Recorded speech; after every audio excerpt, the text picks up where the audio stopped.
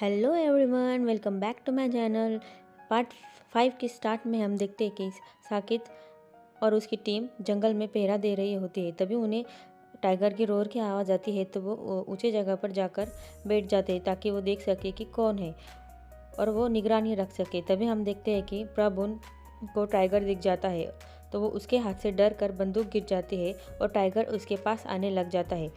वो बहुत ज़्यादा डर रहा होता है। टाइगर उस पर हमला ही करने वाला होता है कि तभी वहाँ पर तेज़ से रोशनी आती है, जिसकी वजह से टाइगर जख्मी हो जाता है और उसके पीठ पे से आग निकलने लगती है और वो वहाँ से भाग जाता है। तो प्रॉबुन देखता है कि उसके तावीज़ की वजह से टाइगर वहाँ से भाग गया और वो खुश होने लगता है कि मेरे पास अब एक तावीज़ है, जिसकी वजह से मैं अपने आप की और रक्षा कर सकता हूँ और टाइगर पर हमला कर सकता हूँ। और वो टाइगर के पीछे दौड़ने लगता है। यहाँ हम देखते हैं कि पारिजात को टीचर सॉन्ग उसका कमरा दिखाती है और उससे बातें करने लगती है और उसे कहती है कि तुम इतनी स्मार्ट हो, ब्यूटीफुल हो, तुम तो सिटी में भी रहकर स्टूडेंट्स को पढ़ा सकती थी, वहाँ टीचर बन सकती, तुम यहाँ क्यों आई? तो वो पारिजात कहती है कि आप भी तो स्मार्ट ब्यूटीफुल है, तो आप भी तो यहाँ टीचर है। तो वो सॉन्ग कहती है कि माउंटेन्स पर टीचर बनना, स्टूडेंट्स को पढ़ाना बहुत मुश्किल है।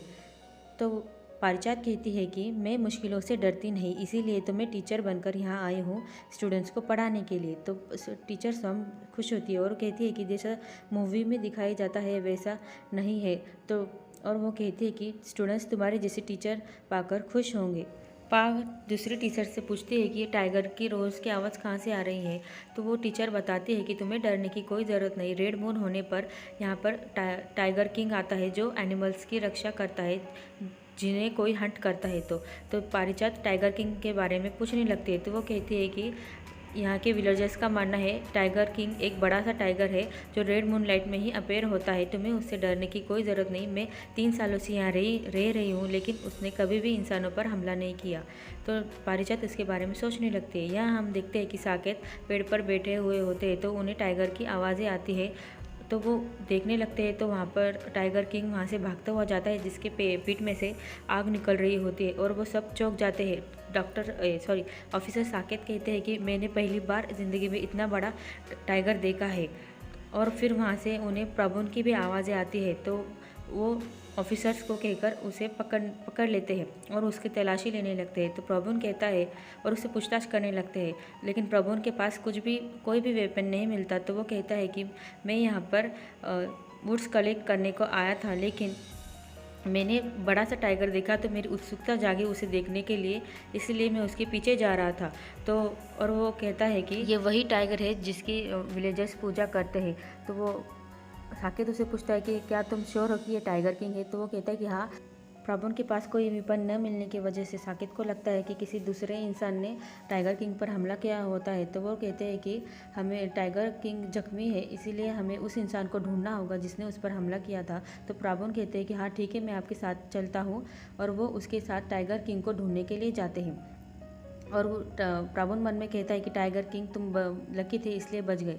और फिर ऑफिसर्स प्रॉब्लम को लेकर टाइगर किंग को ढूंढने जाते हैं। यहाँ हम देखते हैं कि डॉक्टर समा यानी टाइगर किंग जख्मी हालत में अपने घर आता है, तो उसे आंट ऑंग देखती है और उसे जल्दी से अंदर ले जाते हैं। डॉक्टर समा अंदर रूम में जाते ही वहाँ पर उन्हें पारिजात नहीं दिखती, तो उसके बारे में वो आंटोंग से पूछने लगते हैं। तो वो आंटोंग उन्हें बताती है कि वो ठीक हो गई थी, इसलिए वो यहाँ से चली गई क्योंकि उसकी स्कूल ओपन होने वाली थी।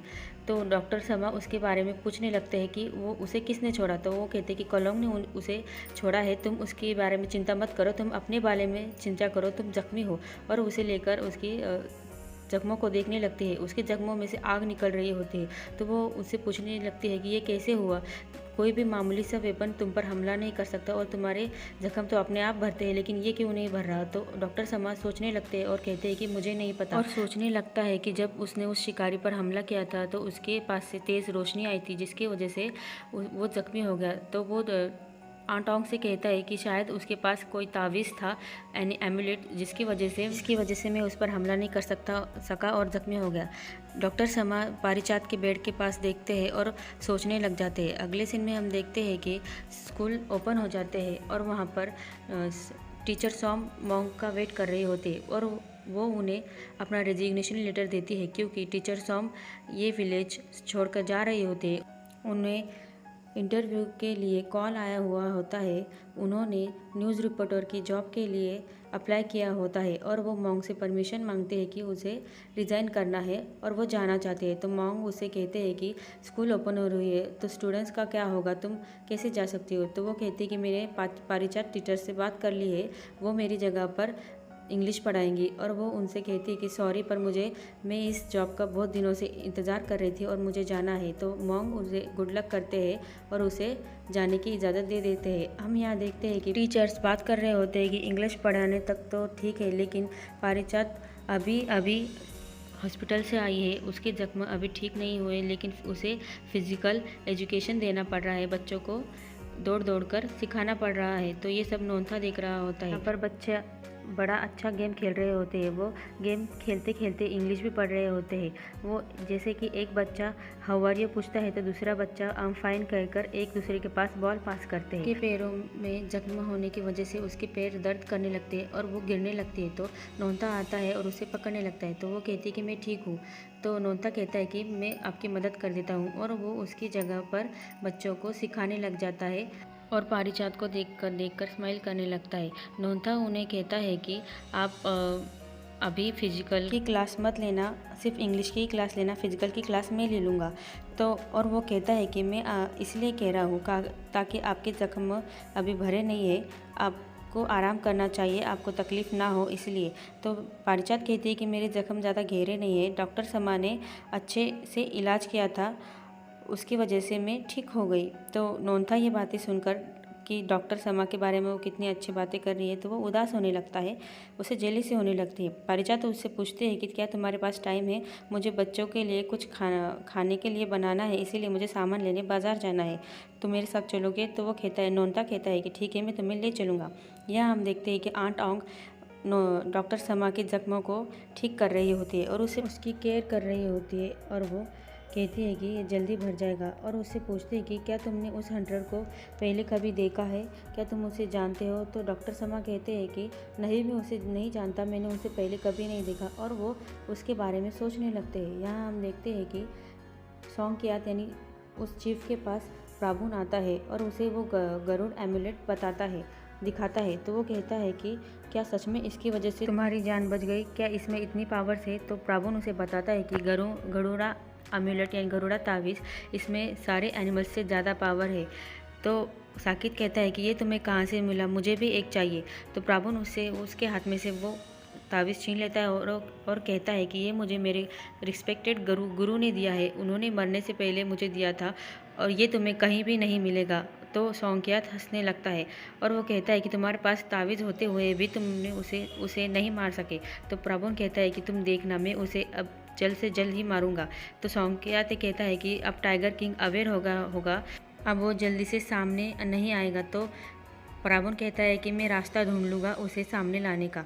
यहाँ हम देखते हैं कि डॉक्टर समा और आंट ऑन्ग बाज़ार आए हुए होते हैं कुछ सामान लेने के लिए। डॉक्टर समा अपने मेडिकल हर्ब्स लेने के लिए उस दुकानदार के पास जाते हैं और अपने हर्ब्स लेते हैं। हम यहाँ देखते हैं कि पारिजात भी वहीं बाज़ार आए हुए होते हैं और वो कुछ सामान खरीद रही होती है और वो डॉक्टर समा को वहाँ से जाते हुए देखती है और उन्हें आवाज़ देती है। डॉक्टर समा भी पारिजात को देख लेते हैं और वो दोनों एक दूसरे को देखकर खुश होने लगते हैं, जैसे कि कई जन्मों से नहीं मिले। पारिजात डॉक्टर समा से कहती है कि मैं खुश हूँ कि आपने मुझे देखकर स्माइल किया, मुझे लगा कि आप उस दिन के बाद से मुझ पर गुस्सा हो गए और आप मुझसे बात नहीं करोगे। और वो उन्हें कहती है कि मैं उस दिन जाने से पहले आपसे थैंक यू भी नहीं कर पाई मेरी जान बचाने के लिए। तो डॉक्टर समा कहते हैं कि ये मेरा काम था, तुम्हें थैंक यू करने की कोई ज़रूरत नहीं।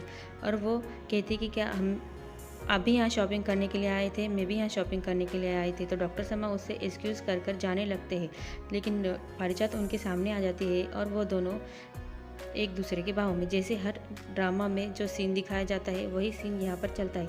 दोनों एक दूसरे के आंखों में देखने लगते हैं। पारिजात उठते समय डॉक्टर समा के शोल्डर पर गलती से हाथ रख देती है। डॉक्टर समा के शोल्डर पर जख्म होने की वजह से उन्हें उसमें पेन होने लगता है। तो पारिजात उन्हें पूछने लगती है कि क्या आप ठीक है। डॉक्टर समा कहते हैं कि हाँ मैं ठीक हूँ। तो पारिजात कहती है कि आपको एक जेंटल सा टच भी आपके शोल्डर में दर्द दे रहा है, ज़रूर आपको पेन हो रहा है। तो वो कहती है कि हाँ मुझे थोड़ी सी चोट लगी हुई है। तो वो कहती है कि मैं आपका सामान उठाने में मदद करती हूँ, और वो ज़बरदस्ती उनका सामान लेकर जाने लगती है। यहाँ आंट आंग उसका वेट कर रही होती है, डॉक्टर समा का, और वो पारिजात और समा को हंसते मुस्कुराते एक साथ आते हुए देखकर थोड़ी सी अपसेट दिख रही होती है। और वो उन्हें देखकर कहती है कि आप दोनों, तो पारिजात कहती है कि डॉक्टर समा को शोल्डर पे पेन हो रहा था, इसीलिए मैं उनका सामान उठाने में मदद कर रही थी।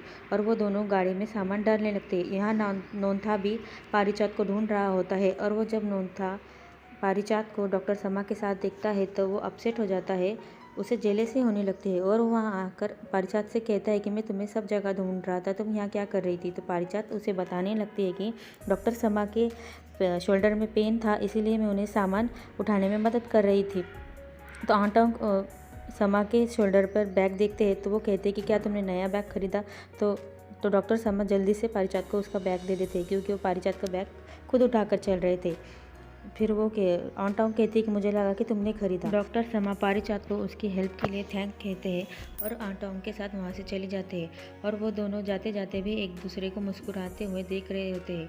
तो ये देखकर नोनता को बहुत बुरा लगता है कि ये दोनों कितने करीब आ रहे हैं। अगले सीन में हम देखते हैं कि आंटा डॉक्टर समा से पूछते हैं कि आपका और पारिजात का रिलेशन कैसा है। तो वो उसे कहता है कि नथिंग स्पेशल, मतलब इतना खास नहीं। तो वो कहती है कि आप उसकी काफ़ी केयर करते हो, और वो भी तुम में काफ़ी इंटरेस्टेड दिखती है। डॉक्टर समा कहते हैं कि वो एक अच्छी इंसान है, वो सबकी मदद करती है। तो आंटा उसे कहती है कि मैं सिर्फ इसलिए पूछ रही हूँ क्योंकि मुझे डर है कि आप दोनों कहीं ज़्यादा नज़दीक ना आ जाए। तो डॉक्टर समा गुस्सा होकर कहते हैं कि हाँ मुझे पता है कि मुझे पारिजात या फिर किसी भी लड़की के पास नज़दीक नहीं जाना है, और वो गुस्सा होकर वहाँ से चले जाते हैं। आंट आंग ये सब उसके और पारिजात की भलाई के लिए कर रहे होते हैं। डॉक्टर समा अपने रूम में जाकर काफ़ी दुखी होते हैं, और वो रोने लगते हैं क्योंकि वो काफ़ी अकेला महसूस कर रहे होते हैं। तभी वहाँ पर नोनता आते हैं। डॉक्टर समा उसे देख लेते हैं। नोनता अंदर आता है, और वो टाइगर किंग एंड डॉक्टर समा से उसकी तबीयत पूछने लगते हैं, और उसे कहते हैं कि तुम्हें चोट कैसी लगी, और उसके घाव को देखने लग जाते हैं। तो डॉक्टर समा उसे धकेल देते हैं और कहते हैं कि मैं ठीक हूँ। तो वो कहता है कि कोई भी वेपन तुम पर असर नहीं करता, लेकिन ये तुम्हें कैसे लग गया। तो वो कहता है कि वो हंटर्स के पास एक तावीज़ था जिसमें से आग निकल रही थी, उसकी वजह से मैं ज़ख्मी हुआ। और वो उसे कहते हैं कि मुझे पता नहीं कि वो कौन था। तो नोनता उसे कहते हैं कि जाने दो, तुम्हें अपना ख्याल रखना चाहिए। तो डॉक्टर समा कहते हैं कि तुम इसके बारे में किसी को पता मत चले देना कि डॉक्टर ज़ख्मी हुए हैं, नहीं तो तुम्हारा टाइगर किंग खतरे में आ जाएगा। और ये वो सब नोनथा को टीस करते हुए, मतलब उसे ताना मारते हुए कह रहे होते हैं। पा और दूसरी टीचर दोनों अपने अपने फैमिली के बारे में बात कर रहे होते हैं। पा बताती है कि मेरे पापा गुजर गए हैं, और मेरी माँ ने दूसरी शादी कर ली, हम दोनों साथ में नहीं रहते। टीचर कहती है कि सॉरी मैंने कुछ गलत पूछ लिया क्या। तो वो कहती है कि नहीं, हम साथ में नहीं रहते, लेकिन हम एक दूसरे से बहुत प्यार करते हैं। तो वो दूसरी टीचरों के बारे में बताने लगते हैं, और वो नोनता के बारे में बताते हैं कि नोनता बचपन से इसी ही गाँव में बड़ा हुआ है। तो पा डॉक्टर समा के बारे में पूछने लगती है। वो कहती है कि डॉक्टर समा इस गाँव के नहीं लगते, और उनकी फैमिली कहाँ है, और वो पर्वतों पर क्यों रहते हैं। तो टीचर कहती है कि उनके बारे में तो कोई कुछ ज़्यादा जानता नहीं, लेकिन उनके फादर यहाँ पर डॉक्टर थे, तो उन्होंने भी डॉक्टर बनकर यहाँ रहने लगे।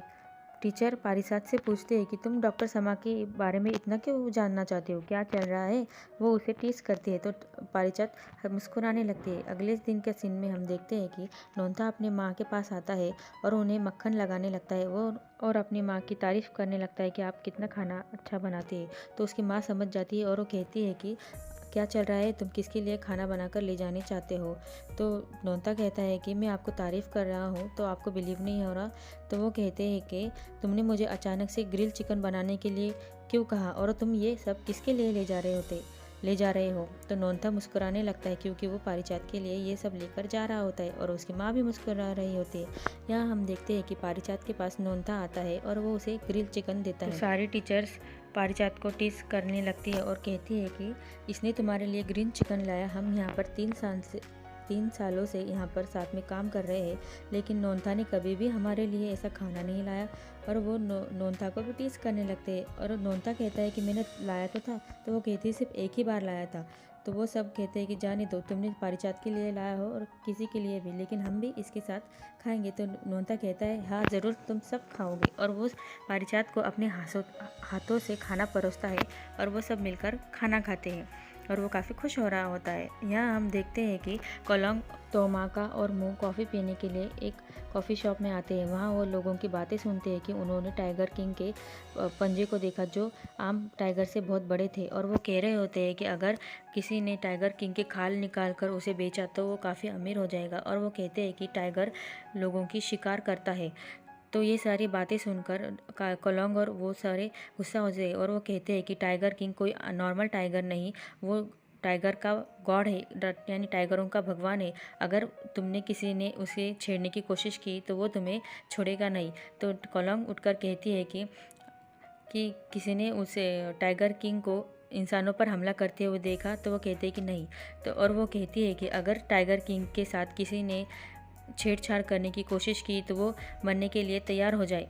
और वो वहाँ से गुस्सा होकर चली जाती है। हम यहाँ पर देखते हैं कि पारिजात के पास एक बच्चा आता है और उन्हें बताता है कि एक बच्चे को कांच लग गई है और उसके पैरों में से खून निकल रहा है। तो वो सारे टीचर्स भागते हुए उसके पास आते हैं और उस बच्चे के पैर में से बहुत खून निकल रहा होता है। तो वो टीचर कहती है कि हमें इसे डॉक्टर के पास लेकर जाना चाहिए और वो उस बच्चे को लेकर डॉक्टर समा के हॉस्पिटल जाते हैं। हम यहाँ देखते हैं कि ऑफिसर साक्षित एक जंगल में खड़े हुए होते हैं। वहाँ पर हाथियों ने गन्नों के खेत का बड़ा नुकसान किया होता है और वहाँ के विलेजर्स, गांव वाले उन पर इल्ज़ाम लगा रहे होते हैं और वो कह रहे होते हैं कि अब इसकी भरपाई कौन करेगा।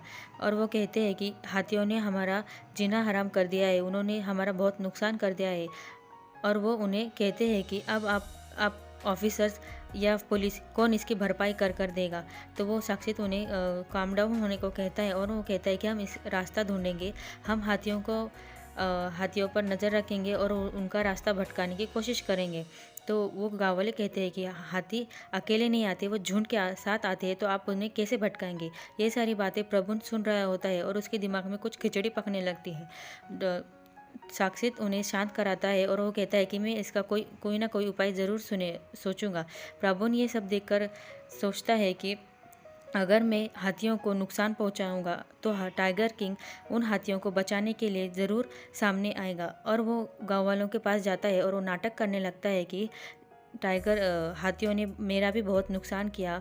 और वो कहता है कि हमें हाथियों को सबक सिखाना चाहिए। वो उन गांव वालों को कहता है कि क्या हाथियों को भगाने के बाद क्या फिर वो वापस नहीं आएंगे, हमें उसका परमानेंट इलाज करना चाहिए, हमें उन्हें मार देना चाहिए। और वो गांव वालों को भड़काने लगता है। तो गांव वाले भी उसकी बातों में आने लगते हैं और वो प्राबुन खुश होने लगता है। यहाँ हम देखते हैं कि पारिजात उस जख्मी बच्चे को लेकर डॉक्टर समा के अस्पताल आती है। आंट ओंग उन्हें बताती है कि डॉक्टर समा को बुखार है, इसीलिए वो इस पेशेंट को नहीं देख पाएंगे, तुम उसे अंदर ले आओ, मैं उसका इलाज करती हूँ। और यहाँ हम देखते हैं कि डॉक्टर समा भी उठ जाते हैं। आंट ओंग उस बच्चे का इलाज करने लगती है, उसका खून रोकने की कोशिश करने लगती है। तभी वहाँ पर डॉक्टर समा आते हैं। तो आंट ओंग उन्हें देखकर कहती है कि तुम नीचे क्यों आ गए, तुम्हें तो बुखार है। तो डॉक्टर समा कहते हैं कि मैं ठीक हूँ, इस बच्चे के चोट को अगर ठीक नहीं किया गया तो उसका काफ़ी खून बह जाएगा और वो कभी चल नहीं पाएगा। और वो उस बच्चे का इलाज करने लगते हैं। पारिजात उस बच्चे के साथ होती है और वो डॉक्टर समा